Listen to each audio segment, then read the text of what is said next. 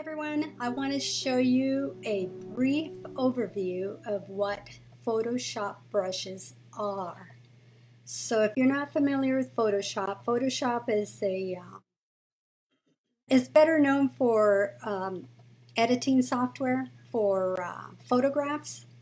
However, you can use it to create something completely from scratch that has nothing to do with a photograph. So you could open up a white space and start painting and drawing and adding writing and whatever, and then you've got something you can print out, a piece of art that you can print out. And for doing those kinds of things, you need to have brushes, just like in real life. You need tools to write with and tools to paint with. So Photoshop comes with built-in brushes, some basic brushes you can pick from, and to do basic stuff, and it comes with quite a few textures and that kind of thing, so you can get creative. However, you can also buy brushes to use, add to your library of brushes, and so I'm going to show you how you would pick a brush and how you use it. Okay. So I've opened up this document, which I will include something like this with the brushes, so you'll have a surface to work on, so you don't feel overwhelmed as to what to do with a white sheet of paper. Okay, this is kind of a nice start. I love this kind of old paper looking thing, so I'm calling it old paper. How original is that? Okay, so I'm going to pick one of my brushes to demonstrate how it works. And I love that potted tree since it's the last thing I released. Let's use that. So I've got a folder of brushes down here. And installing them and that kind of thing is the easiest thing in the world, but I'm not going to get into that today. I just want to show you how the brushes work and so that you feel like I can do that. All right, so I'm going to hit enter just to put away that menu. And I'm going to enlarge my brush by hitting the brackets, the square brackets that are next to the letter P on the keyboard. And I can increase the size of my brush, and and it shows you right here how big you're getting. And I would say maybe 2,000, which is pretty big size. And I'm going to go ahead and let me see what color this is. I'll go a little bit lighter than this. It's a pretty olive green, let's say. Let me go a little more neutral. I kind of like that idea. Okay. So I'm going to go ahead and stamp. Oh, that's pretty. I like it. And if you want to know how zoomed in you are, you can click your zoom tool and it says it's 100% right there. But if you want to take a closer look, just to look at your little details, when you hit your zoom tool, you get a little plus sign. You can hit it right there. And I have a Wacom tablet. I like to use the shortcuts instead. So instead of using this tool and leaving my brush behind, I keep my brush selected. And then what you can do is hit Command or Control, and while you're holding it down, hit the plus or minus to zoom in and out. It's that easy. Okay?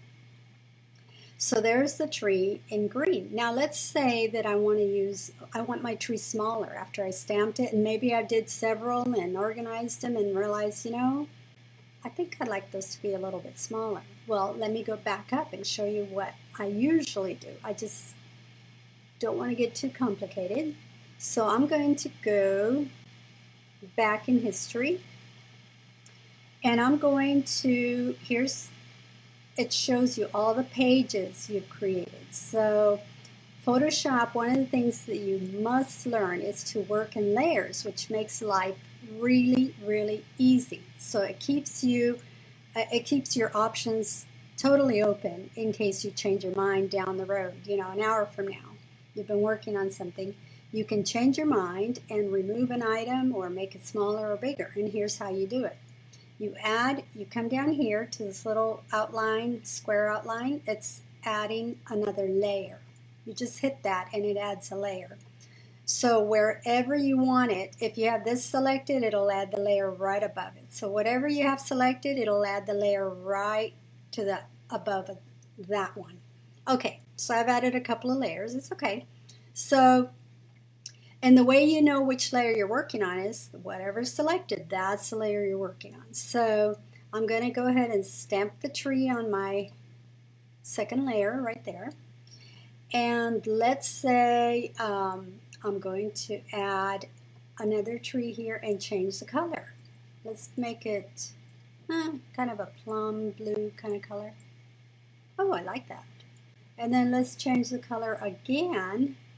Maybe more, let's make it kind of a dark amber color.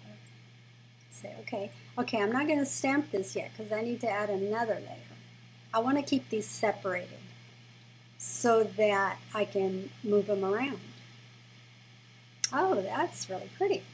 All right, so let's say I want to move a layer. Let's say layer 1, and here's the thing. See the little eye right here? You can turn it off and turn it back on. So you could turn it off until you decide if you're going to keep that one or not, etc. So I'm going to select the layer. My computer's thinking. All right. Here's your select tool. A lot of these tools are very similar to embroidery software. And as you can see, Photoshop will sometimes help you with what these tools are. So Photoshop has really evolved, and it's gotten much easier than it used to be. All right, so just like with embroidery software, I've got this selected. I can change the size now. So maybe I want a small one up here, and then I hit enter to make that change take effect. Here's the other one. And let's say this one's kind of in between the two of those sizes, and then hit enter, and then you can move it once it's selected, and you can move it around. You can put it over the top of something. You can even go up here. I'm working too fast. My computer's thinking. All right, so I moved it up here. So while this layer is selected, I can do different things to it. I can make it a little softer. This is the opacity right here. Make it almost like a background. Maybe I want to fill the page with background kind of misty looking, and then make the front tree more prominent. Just all kinds of things you can do. And when you use your brushes, I'm going to make another layer. And I'm going to show you what happens when with your brush. You can make it nice and soft, change the opacity. And these two tools are similar, but don't worry too much about the differences. But it's a matter of how opaque or see-through you want your tree to be. So there are a million things of doing the same thing in Photoshop. So you can do soft trees in the background, maybe have the flow down to 27, fill your paper with something like this, change the color when you do it, and then maybe I just want those soft trees in the back and I want to turn off these two, and maybe I just want this, and then maybe I want to write Merry Christmas across the top. That's how it becomes so much fun to use these brushes, and really it's endless what you can do with this kind of with these kinds of tools. So I hope this has given you an idea of how these brushes work and how easy they can be. And I hope you enjoyed it. I will have more tips and tricks as I start releasing these brushes. But really there are tons of YouTube videos as to how these brushes work, and if you want to really delve into that. And Photoshop is at adobe.com, and I'm in no way affiliated with them, but it's $10 a month to be able to use the software, and there are no commitments there. So Just thought I'd throw that out in case you're wondering where to get Photoshop and if you've never heard of it. Thanks for watching, everyone, and we'll see you soon.